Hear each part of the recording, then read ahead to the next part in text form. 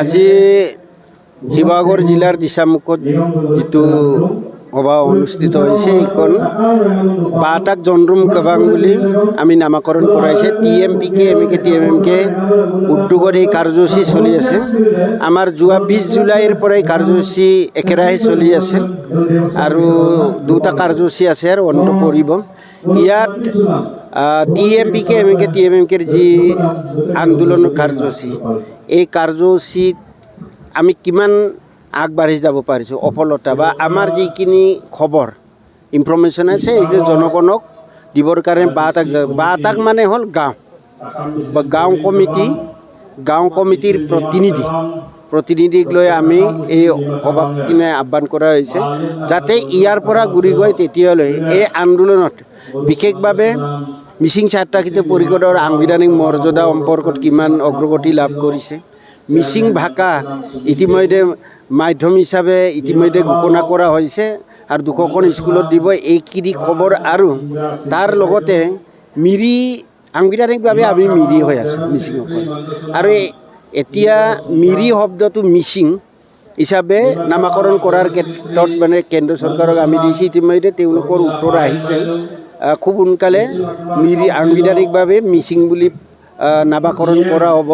লগতে অসম চৰকাৰৰ লগতে ভাৰত চৰকাৰ কেন্দ্ৰ চৰকাৰৰ লগতে আমি সহযোগিতাৰে কামবিলাক কৰি আছোঁ, যাৰ কাৰণে আমাৰ দীৰ্ঘদিনীয়া কিছু ইছ্যু আছিলে, সমস্যা আছিলে, বিশেষকৈ বানপানী গৰাখহনীয়া আৰু লগতে ভূমিপট্টন এই বিষয়বিলাক দীৰ্ঘদিনীয়া আছিলে। ভাষাৰ বিষয়টো আজি স্বায়ত্তশাসন যেনেকৈ 42 বছৰৰ ভৰি দিছে স্বায়ত্তশাসন দাবীটো, আগম যিটো ভাষাৰ বিষয়টো 40 বছৰ পাৰ হ'ল, কিন্তু ভাৰত চৰকাৰে ইতিমধ্যে বা অসম চৰকাৰে স্বীকৃতি দিছে ADPৰ আণ্ডাৰৰ বিদ্যালয় প্ৰাক প্ৰাথমিক বিদ্যালয়বিলাকত শিক্ষাৰ মাধ্যম হিচাপে ইতিমধ্যে চৰকাৰে ঘোষণা কৰিছে। 200খন স্কুলত হ'ব, পৰৱৰ্তী সময়ত 1072খন আছে LP স্কুল, এইখিনিত হ'ব।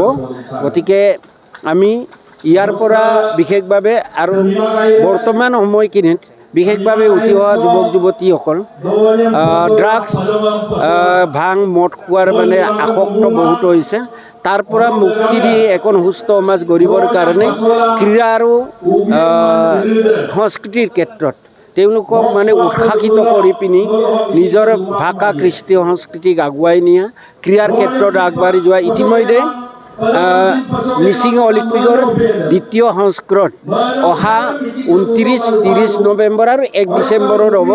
1 ডিচেম্বৰত মুকলি সভাত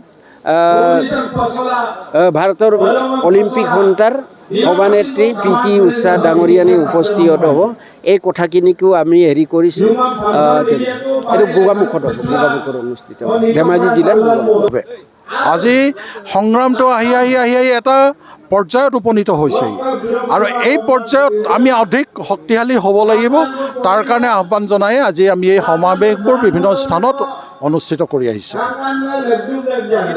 এইটো সময়ে নিৰ্ধাৰণ কৰিব, কিন্তু আমি নিশ্চিতভাৱে যদি 2026ৰ আগত মিচিং স্বায়ত্তশাসিত পৰিষদখনে যদি সাংবিধানিক মৰ্যাদা নাপায়, আমি নিশ্চিতভাৱে এক নতুন ৰাজনৈতিক সমীকৰণৰ কথা আমি চিন্তা কৰিবৰ কাৰণে বাধ্য থাকিম। 82 চনৰ পৰাই গণতান্ত্ৰিক আন্দোলন কৰি আছে। আমাৰ দাবীটো, আমাৰ বিশ্বাস আছে 26 চনৰ ভিতৰত হ'ব। কিবা কাৰণত যদি নহয় তেতিয়াহ'লে আকৌ আমি গণতান্ত্ৰিক আন্দোলন আৰম্ভ কৰিম। আৰু লগতে আপোনালোকে এই কথাটো মাজতে বহুত মানে ভুল বুজাবুজি হৈছিলে। একচুৱেলি তাত ৰেভিনিউ গাঁৱৰ নামটো লৈ পিনে ৰেভিনিউ গাঁওটো মানে প্ৰায় মিচিং গাঁওবিলাক জৰীপ কৰাই নাছিলে, এইকাৰণে ওচৰত থকা জেনেৰেল গাঁৱৰে ৰেভিনিউ হৈ আছে। চেঞ্চাছবিলাক কৰোঁতে তাত তাৰ মানে মানে অন্তৰ্ভুক্ত এই ৰেভিনিউ গাঁওখন নামত। গতিকে এতিয়া আমি এইখিনি চব সংশোধন কৰা হয়। ৰেভিনিউ নামটো আছে, কিন্তু এইটো পাৰ্ট মিচিং পাৰ্ট দিয়া আছে। আৰু জেনেৰেল গাঁও একোনো ৰখা নাই। যিসকল জেনেৰেল গাঁও MSCত ৰাখিম বুলি কৈছে, প্ৰতিনিধি কৰিছে, আপোনালোকে ভৱানী দুৱাৰা ডাঙৰীয়ানীৰ নাম শুনিছে, তেখেতে এক্সিকিউটিভ মেম্বাৰ কাউন্সিল, আহোম সম্প্ৰদায়, তাৰ তেওঁলোকে থাকিম বুলি কৈছে, আছে। বা পদুম ৰয় আছে, মানে নেপালী সম্প্ৰদায়ৰ আছে, বড়ো সম্প্ৰদায়ৰ আছে, বঙালী সম্প্ৰদায়ৰ আছে। আমি সকলোকে তাত প্ৰতিনিধিত্বৰ সুযোগ দিছোঁ। তাৰ কাৰণে আমি অন্য জনগোষ্ঠীৰ কোনো গাঁও থাকিব নিবিচাৰিলে এইটো জুবিন গাৰ্গৰ গীতসমূহৰ ওপৰত আধাৰিত গানে কি আনে নামৰ এটা সুন্দৰ অনুষ্ঠান আপোনালোকৰ ওচৰলৈ আহি আছে অতি শীঘ্ৰে অহা 15 আগষ্টৰ পৰা ধেমাজিৰ পৰা প্ৰথম অডিশ্যন আৰম্ভ হ'ব আৰু সেই অডিশ্যনৰ যোগেদি বিভিন্ন কণ্ঠশিল্পীসকলে যিসকলে এই অনুষ্ঠানত যোগদান কৰিব বিচাৰে তেওঁলোকে এই অডিশ্যনৰ যোগেদি আগবাঢ়ি আহক আৰু জুবিন গাৰ্গৰ বহুত ভাল লগা গান আমি সদায় শুনি আহোঁ আৰু আপোনালোকৰ যদি ভাল লগা গান থাকে জুবিন গাৰ্গৰ আপোনালোকে গাই ভাল পায় তেন্তে অডিশ্যনত যোগদান কৰক মোৰ ফালৰ পৰা আন্তৰিক শুভকামনা থাকিল এই সম্পূৰ্ণ অনুষ্ঠানটোলৈ ধন্যবাদ